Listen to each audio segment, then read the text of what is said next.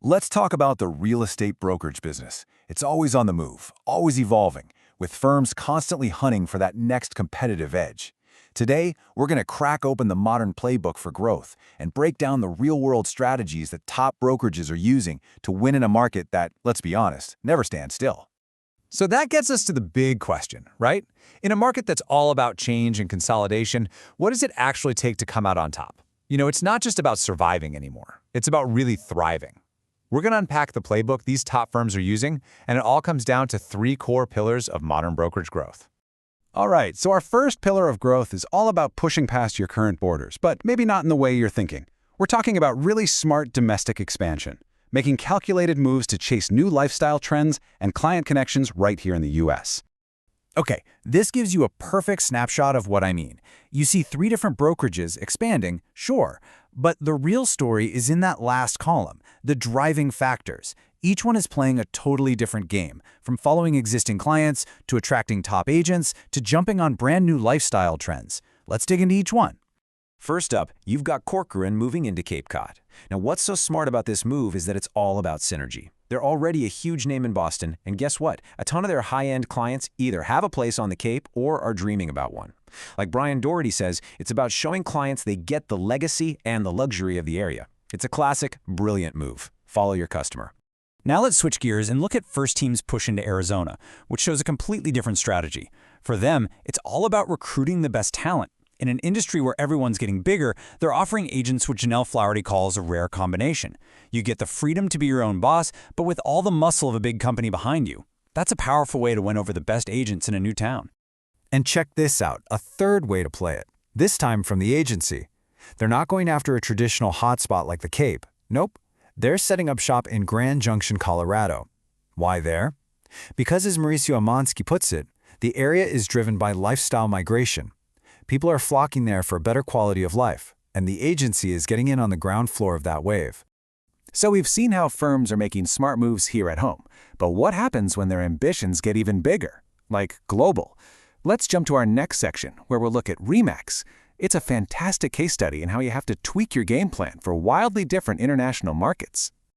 This right here lays out the whole challenge perfectly. You've got Libya on one side, a market that's just starting to evolve and has huge long-term potential. On the other side, you have Azerbaijan, a market that's already exploding with growth thanks to foreign investment. You can't just copy and paste one strategy for both. RE/MAX knows they have to tailor their approach, and how they do it is really key. In Libya, the whole game is about getting in early. The market is just finding its footing. So, as Al Harith Couture says, the goal is to establish a solid foundation and bring global professionalism to the table right from the start. They're playing the long game, positioning themselves to help shape the industry and grow right along with it. Now flip that completely for Azerbaijan. The market's already on fire. The need there isn't to build from scratch, it's to bring some structure to the exciting chaos of that rapid growth.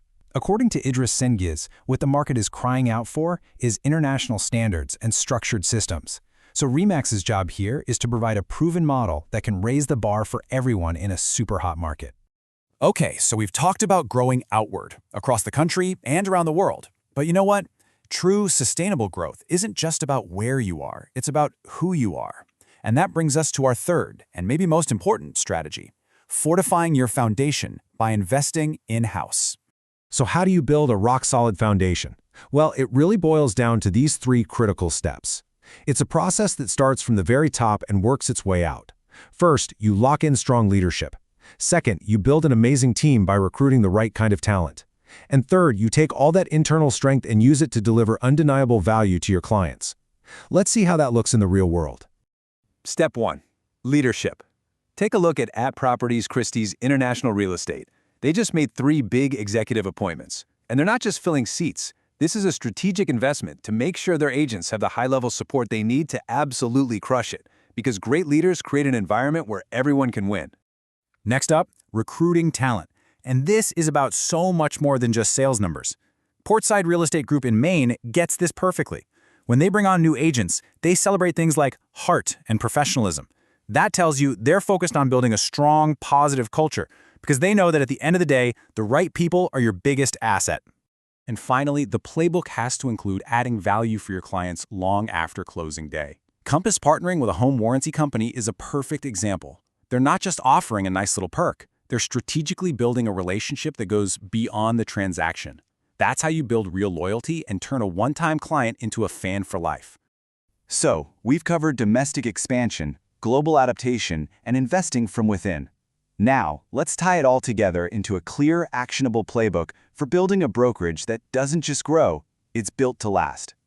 When you boil it all down, the blueprint for success today really has 3 parts. First, expand your footprint, but do it strategically, whether that's following your luxury clients like Corcoran or chasing new lifestyle markets like the agency. Second, empower your people all the way from the top down. That means investing in leadership like at Properties and recruiting for character like Portside. And third, enhance your value way beyond the sale, building that deep, lasting loyalty just like Compass is doing. And that leaves us with one last thing to think about. As the industry keeps consolidating and the giants of the business just keep getting bigger, these kinds of smart, multifaceted growth strategies start to feel like more than just a way to get ahead. So I'll leave you with this question. In today's world, is this kind of strategic growth no longer just an option, but maybe the only real defense?